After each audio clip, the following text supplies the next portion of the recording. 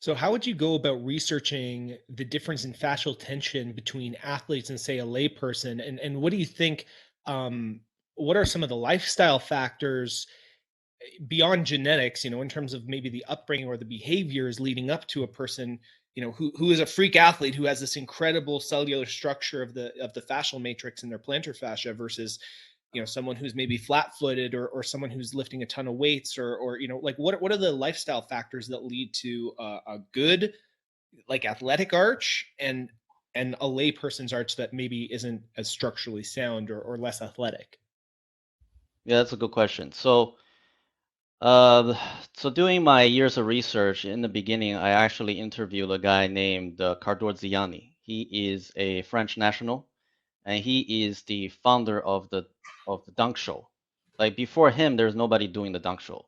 He at his prime, he had a 50-inch vertical. Okay, and he can do some of the dunks that even NBA players they cannot do. Hmm. And guess what? When he was growing up, he never lifted weights.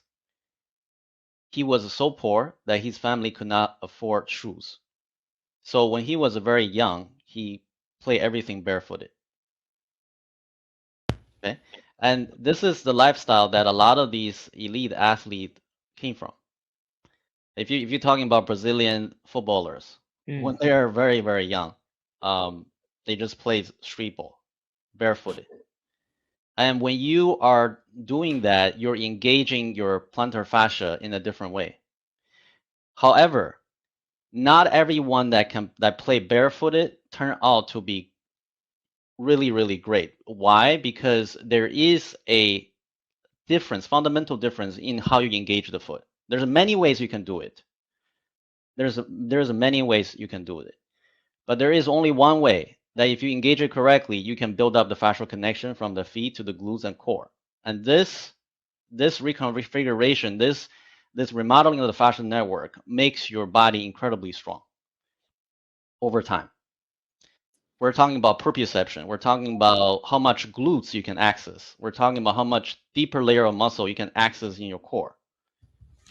And this is all connected throughout the body. That's basically what the lifestyle is for someone who really want to develop this naturally.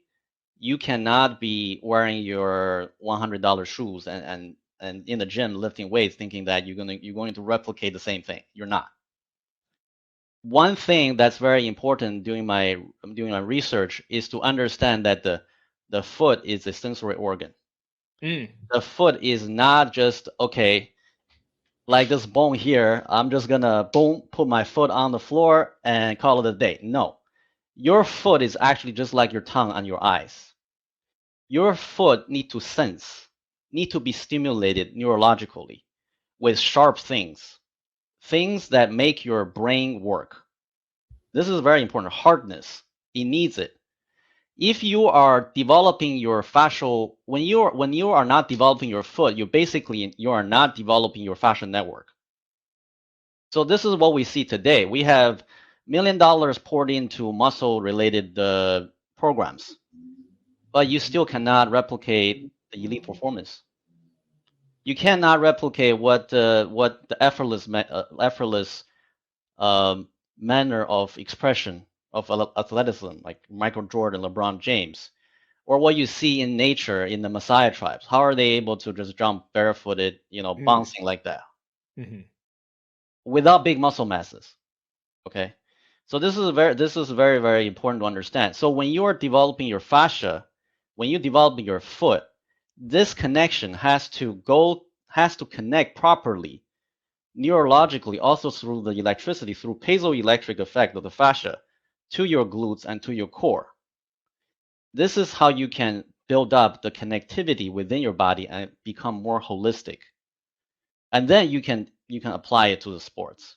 One fundamental question I asked in during this line of work is why does two-person, right? We have two-person, individual A and B, when they do the squat, one person would use their core and glutes, the other person would use quad and lower back. Hmm. What causes this difference?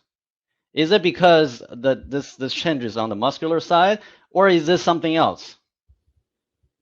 And 10 years later, we have the answer. It is the fascia. It is the foot. Which Because is really interesting because like I used to train weightlifting quite a bit, and I remember getting I can really see that. frustrated. I can see that. Look at that I triceps. I used to get really frustrated training some people because they'd be so quad dominant. They're like, I want to build bigger glutes, and I get them to do hinging and squats.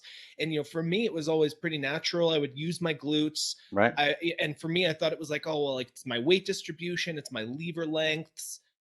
But one of the things that I always did was I would either squat and deadlift with bare feet, or I would wear chucks, or like something with barely any sole in it whatsoever, flat shoes that I could push through the ground with. And I'd be doing jumps, and I'd be doing all kinds of stuff that made me stabilize my foot. And I had a lot of that background, even without trying necessarily. But I always thought it was like, oh, it's how much they're leaning forward or back, and it's the levers. But you're saying it's actually the fascial network is connecting you and making you more dominant in one particular place.